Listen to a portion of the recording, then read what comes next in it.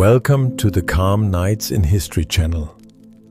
Tonight, I want to guide you through a city that never truly stood still, ancient Rome, and the many Roman cities across the Mediterranean that learned to look and function like Rome. This is a calm walk through ordinary wonders. How streets were laid out, how buildings rose, how water arrived, how waste left, and how countless small lives fit inside brick and stone. No single episode can capture every century or every province, so listen to this as a general portrait. A narrated tour of Roman urban life, built from what archaeology and ancient writers let us see. Imagine dusk, when the heat finally loosens its grip. From a hilltop, you can read the city as a field of geometry and smoke. Roof tiles catch the last copper light. Beyond the walls, a straight road runs toward the horizon, lined with tombs and cypress. Above that road, an aqueduct marches forward on arches, bringing water on a slope so gentle you can barely believe it moves. Somewhere below, a vendor is closing a stall. Somewhere else, an oven is still hot. And from a bath complex comes the low echo of voices carrying through stone. When Romans founded a settlement or reshaped an older town, they rarely began with decoration. They began with measuring and marking. Surveyors, mensores, often called grammatici, after the gramma, their cross-armed instrument, set out lines, corners and boundaries that turned land into something legible. Those lines mattered because Rome governed through cities. You could tax what you could map, supply what you could reach, and defend what you could define. Wikipedia.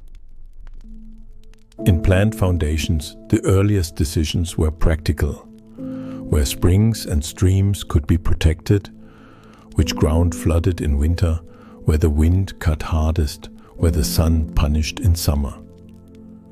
Vitruvius, the Roman architect and engineer, warned that a city should not aim its streets straight into prevailing winds. If wind is channeled down long corridors, it becomes a cold knife in winter and a dusty scourge in summer. His advice was to rotate the grid so gusts strike corners and dissipate. It is ancient environmental design expressed with Roman confidence, topostext.org. Out of those decisions came the bones of movement. Many Roman towns developed a pair of main axes, an east-west line and a north-south line, so that directions were intuitive and traffic could be organized. In later descriptions, these are often called the decumanus and the cardo. And even when hills, rivers or older roads forced irregular shapes, the Roman habit of thinking in strong, crossing routes left its imprint. Outside the gates, that same habit could extend into the countryside as cadastral surveying, giving land a grid that could be owned, inherited and argued over. But Roman cities were not only lines on a plan. They were also edges, walls, gates and the psychological relief of a boundary. Walls did more than repel enemies. They controlled entry, declared status, and defined where the world of the dead began, because Roman custom pushed most burials outside the city. In the capital, the great circuit of the Aurelian walls, built in the 3rd century CE, shows how even Rome's own skin could be redrawn when the world changed. Enter through a gate in the early morning, and the first thing you notice is not a palace. It is the street.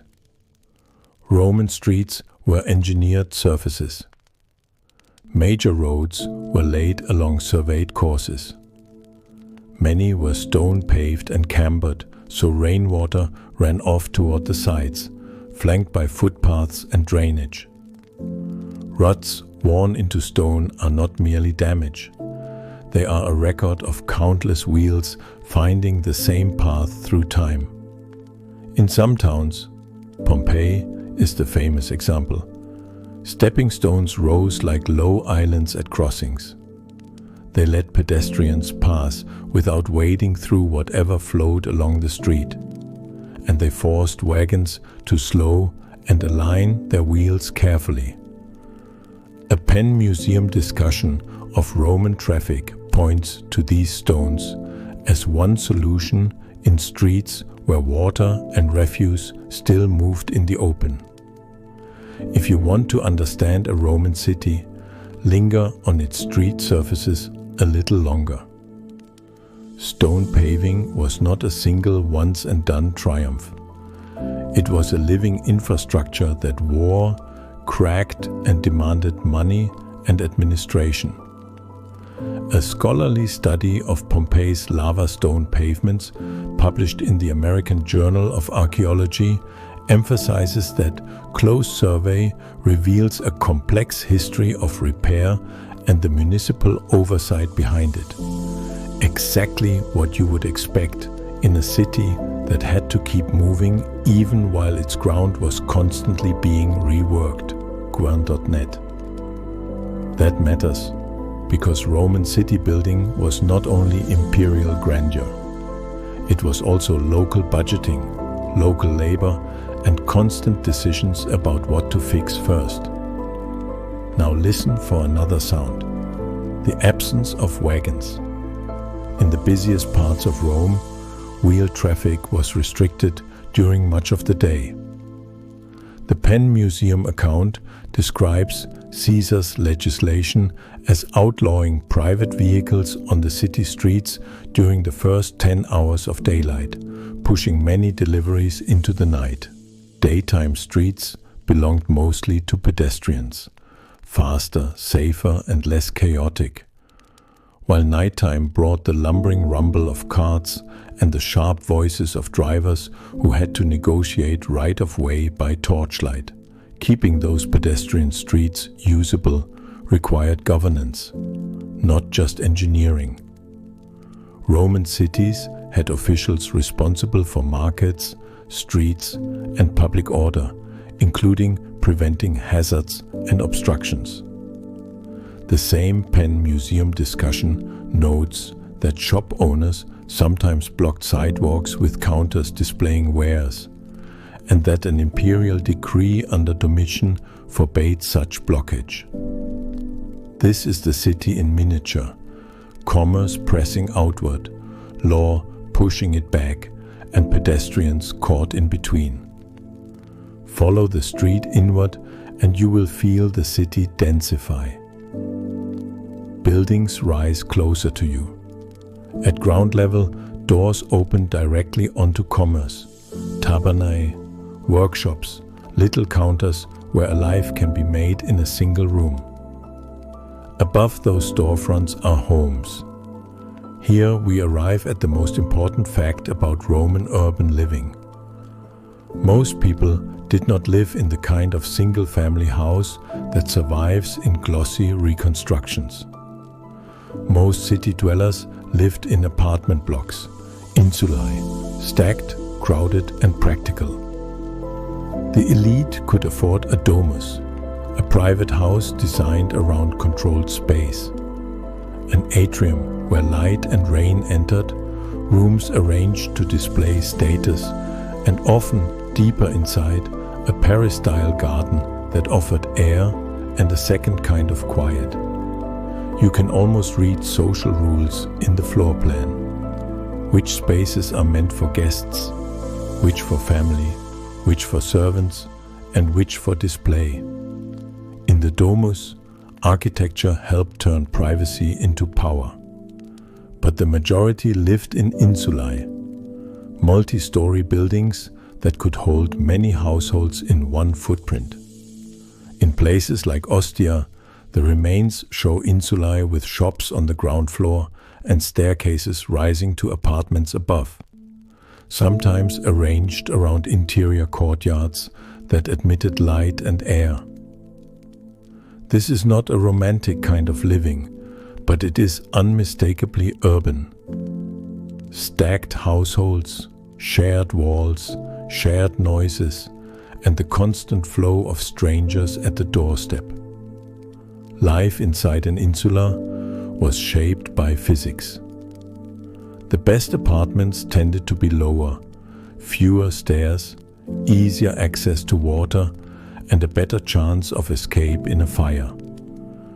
Higher floors were cheaper, smaller, and riskier. Hotter in summer, colder in winter, and farther from any shared facilities. A modern overview of Rome's water system notes that insulae typically lacked cisterns, which helps explain why public fountains mattered so much for daily life. Insulae also explain why Roman streets felt alive from dawn to dark. When homes are stacked above shops, the boundary between public and private becomes thin. A shopkeeper might live above the shop, close enough to hear every footstep that pauses at the counter. A family might sleep above a bakery and wake to flour dust in the air. A child might learn to tell time not by clocks, but by rhythms. Shutters opening, the first rush to the fountain, the midday lull, the evening crowd flowing toward the baths. In a domus, daily life could turn inward. Light came from the atrium and the garden court. The household controlled who entered, who waited, who saw what. In an insula, life spilled outward. Many families lived in a small set of rooms, cooking on portable braziers or buying food outside, storing water in jars, and sharing stairwells and corridors with neighbors they could not avoid. The building itself became a social network. You learned who was reliable, who was loud, who gossiped, who helped in a crisis, and who kept a bucket by the door in case of fire. Neighborhoods had their own identities, often described as vici, small districts within the larger city. People oriented themselves not only by grand monuments, but by practical landmarks. Near the fountain, by the bakery, inside the gate, behind the bath.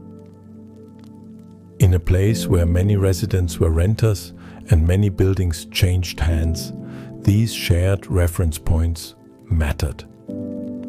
They shaped how news traveled, how favors were exchanged, how quarrels began and ended, and how a city could feel, at street level, like a patchwork of familiar faces.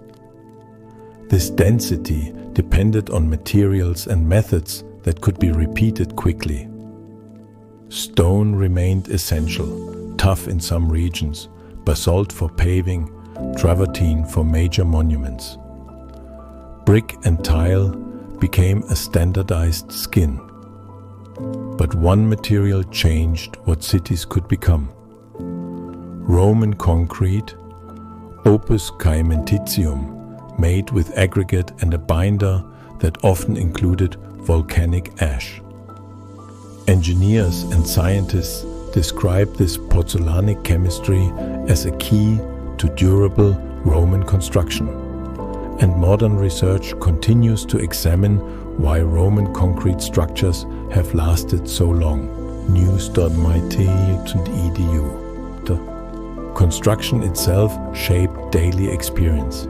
City space was always contested between what already existed and what needed to be added.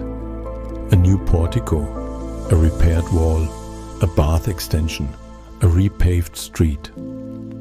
Materials arrived by road and river. Lime had to be burned, aggregates hauled, bricks fired, and timber cut.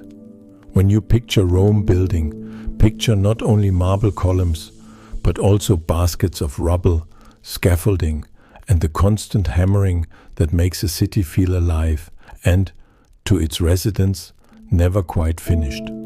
And there is a reason modern scientists keep coming back to that concrete. Research on Roman building materials describes the role of volcanic ash and lime in forming durable binders. And recent work has explored why Roman concrete can develop a kind of long-term resilience, sometimes called self-healing, as cracks interact with minerals inside the material. A 2023 MIT team discussed how lime clasts and mixing practices could contribute to this durability. And later reporting has highlighted hot mixing and lime reactions as possible contributors to self-healing behavior in some mortars. news.mit.edu. If you lived in a Roman city, that durability was not an abstract chemistry lesson. It was the reason your bath stayed warm, your archway stayed standing, and your neighborhood could be rebuilt after damage instead of abandoned. It also meant the city accumulated layers. Builders reused brick, repurposed stone, filled old ditches, widened a street here, narrowed an alley there. A Roman city was never a single design frozen in time. It was a crowded conversation between yesterday's walls and today's needs. And behind that conversation were people. Some were highly skilled: surveyors, architects, stonemasons, bricklayers, carpenters, plumbers, plasterers. Some were hired laborers. Many were enslaved. Some were organized in trades and networks of patronage. The city's stone face was supported by human hands you do not see in triumphal reliefs. People mixing mortar before sunrise, hauling loads along the curb, climbing scaffolds, repairing a drain that no passerby will praise. In that sense, city building was never only architecture. It was work and it was life. With concrete and brick, the city multiplied its public spaces. The Forum, whether in the capital or in a provincial town, served as the civic heart. A space where law, commerce, religion and politics met in one visible center. In Rome, the Forum Romanum is described as the meeting place of the city, a nucleus of public life layered with temples, monuments, and government activity over centuries. Along the Forum, basilicas offered covered halls for business and legal proceedings, especially useful when weather turned. Porticos created shade and shelter, turning walking into something more tolerable in heat and rain. Markets and commercial districts kept goods circulating. And because the city never stopped needing repairs, you could usually find construction near the center.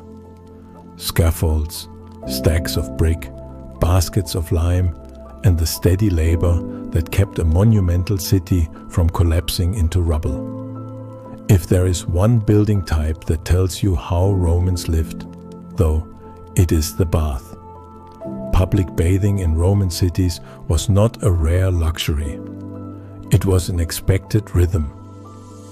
Bath complexes ranged from neighborhood facilities to grand imperial thermae, and they were built as social environments. Places to wash, yes, but also to exercise, to talk, to negotiate, to rest your back after work. Heating was engineered. The hypocaust system used an underfloor space and hot air to warm rooms like the caldarium, turning architecture into a kind of controlled climate.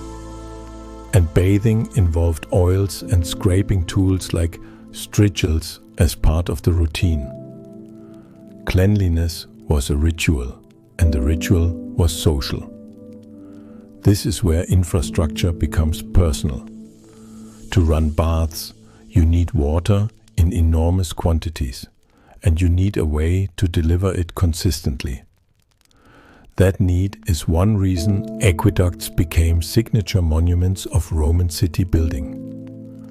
A modern scientific review of Rome's water system notes that 11 aqueducts were constructed over centuries to supply the city, and that Frontinus, as curator aquarum, enumerated hundreds of public water basins, places where ordinary people could draw water even if their building had no private supply. Education, National Geographic Org. Ancient writers noticed this.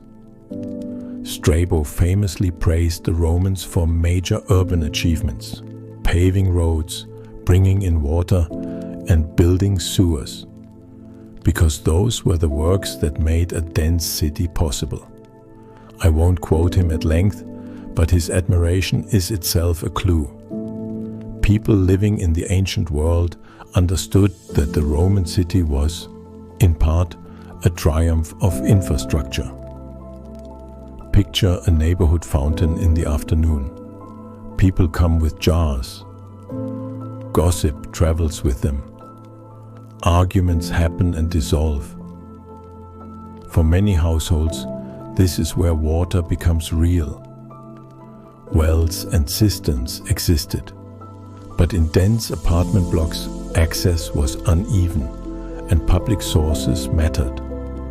In that sense, the fountain is as much a social institution as the forum, a place where the city's infrastructure forces the city's people into contact. Now, follow the water's path the other way, down and out. Rome's most famous sewer, the Cloaca Maxima, began as drainage and grew into a major conduit beneath the city. Modern summaries describe it as originally built to drain rainwater and marshy ground, later functioning as a main storm drain and sewer carrying effluent to the Tiber. Whether you imagine it as an open canal, gradually roofed over, or as a system constantly rebuilt and repaired, the core idea remains. A city that brings in water must also manage where it goes when it is used. Sanitation in daily life was a mix of ingenuity and compromise. Public latrines existed and could be communal, especially near baths and large venues. A Smithsonian overview of Roman bathrooms describes a tarsorium, a sea sponge on a stick, used for wiping, dipped in a small gutter of flowing water. That image is striking because it is both practical and unsettling to modern sensibilities. The Roman solution is communal, water-based, and tied to the architecture of public space. And the story has a sober footnote. Modern research has cautioned that impressive sanitation systems did not automatically translate into modern public health outcomes. A science report on parasites and Roman sanitation points out that the health picture can be complicated, and that infrastructure alone did not eliminate disease risk. In other words, Roman cities were advanced, but they were not hygienic by our standards, and they did not need to be astonishing. Now that we've walked through the city's skeleton, streets, homes, water and waste, let's talk about how a Roman city fed itself, because food is where engineering meets appetite. Every morning, markets filled with the practical miracles of supply: grain, oil, wine, fish, vegetables, fruit, salt, and whatever local farms and distant ships could provide. Many households cooked, but many also bought prepared food.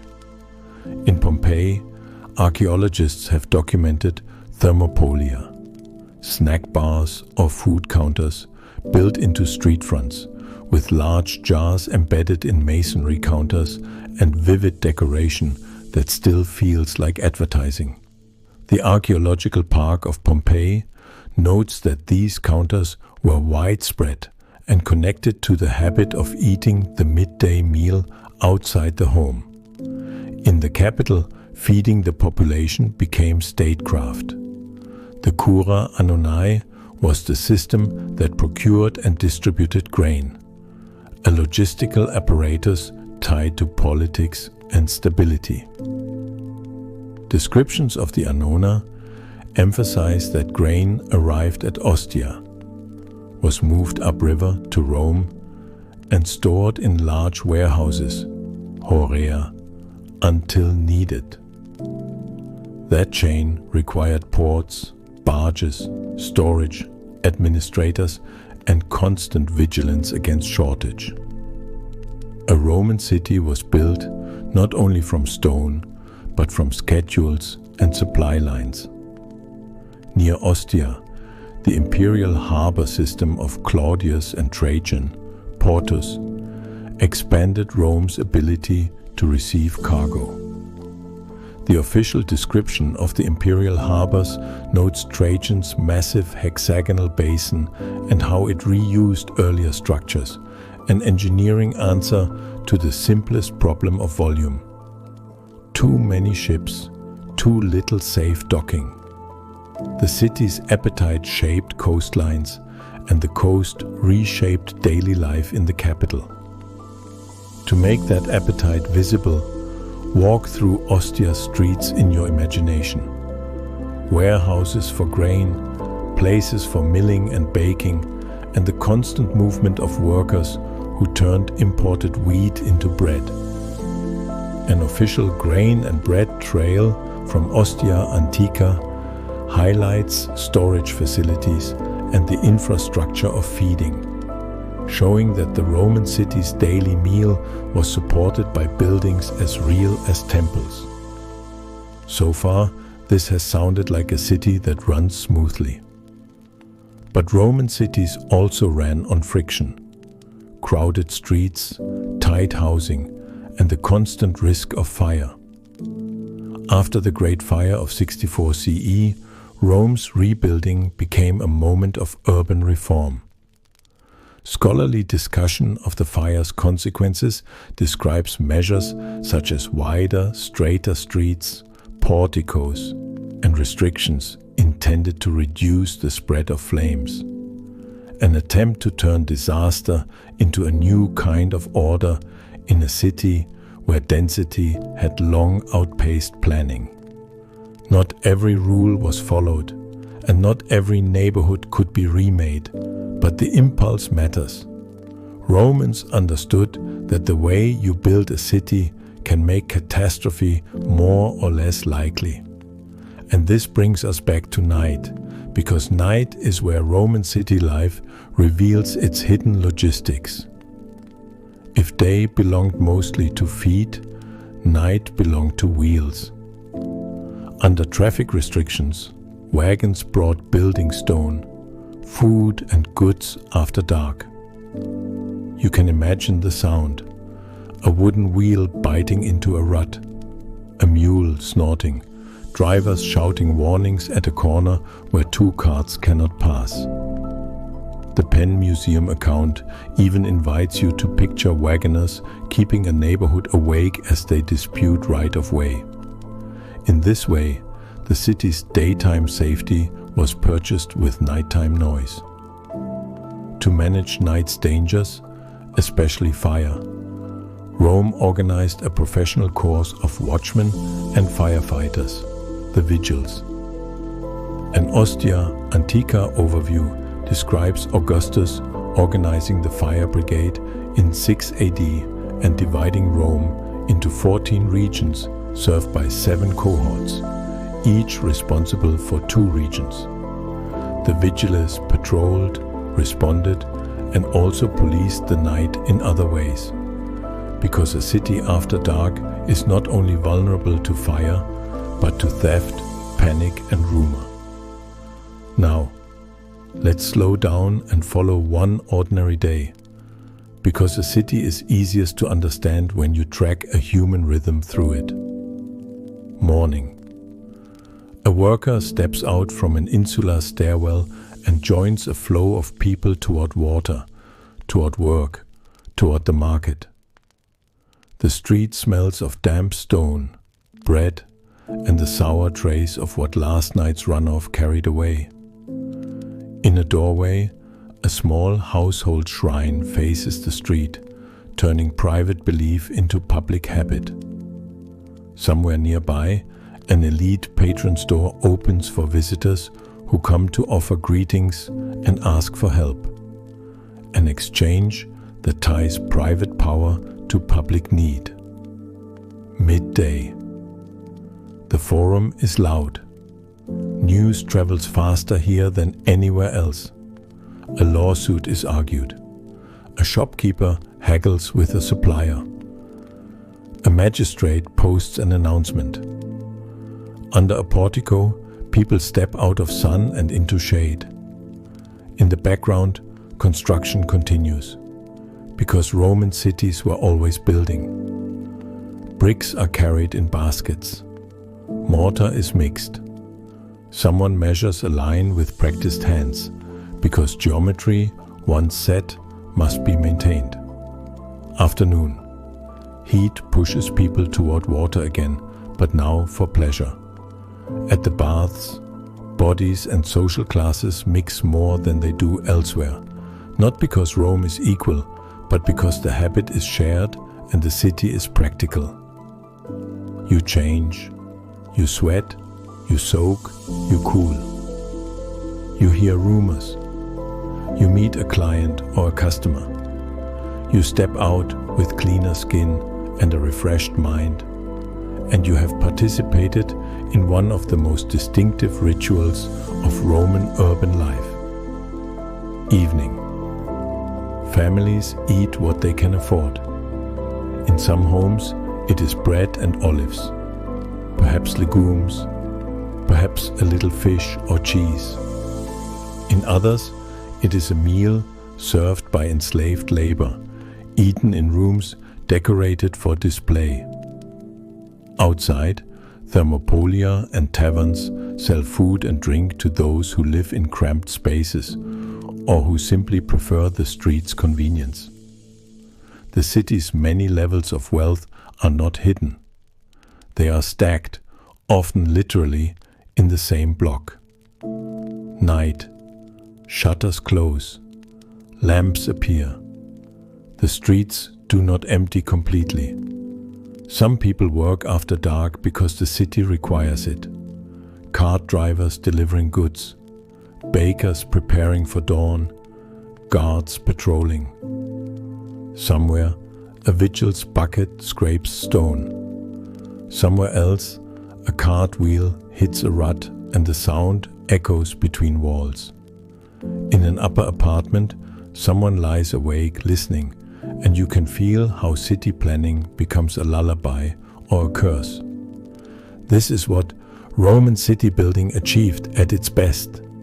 It made density possible. It turned the act of living together, tens of thousands in a town, hundreds of thousands in a capital, into something that could function day after day through systems. Streets channeled movement. Forums organized information. Baths organized social life. Aqueducts and fountains organized water. Drains and sewers managed the dirty aftermath of being human. It also achieved something subtler, a shared expectation of what a city should provide. Romans carried their urban habits across continents. They built forums and baths in places that had never seen them. They paved roads to connect towns into networks. And they taught people, sometimes brutally, that civic life was not only personal, it was administrative, engineered, and in the Roman imagination meant to endure. Of course, it did not always endure. Buildings cracked, neighborhoods burned, empires changed. But the urban idea lasted precisely because it was practical. A Roman city was not only a symbol, it was a machine for daily life. We began on a hill at dusk, looking down at rooftops and arches. Let's end there again. The aqueduct line is still dark against the fading sky. The road beyond the gate is quiet except for a late traveler. In the city below, the last bathers leave the warm rooms. A fountain still runs. Somewhere deep under the street, water slips into a drain and disappears toward the river. If you remember anything from tonight, let it be this. Ancient Rome's greatness was not only in conquest or spectacle. It was also in the ordinary engineering of streets, homes, water, and public space. The choices that shaped how people ate, worked, argued, bathed, and slept. Thank you for spending this calm night in the Roman city with me. Until our next journey through the past, good night and rest well.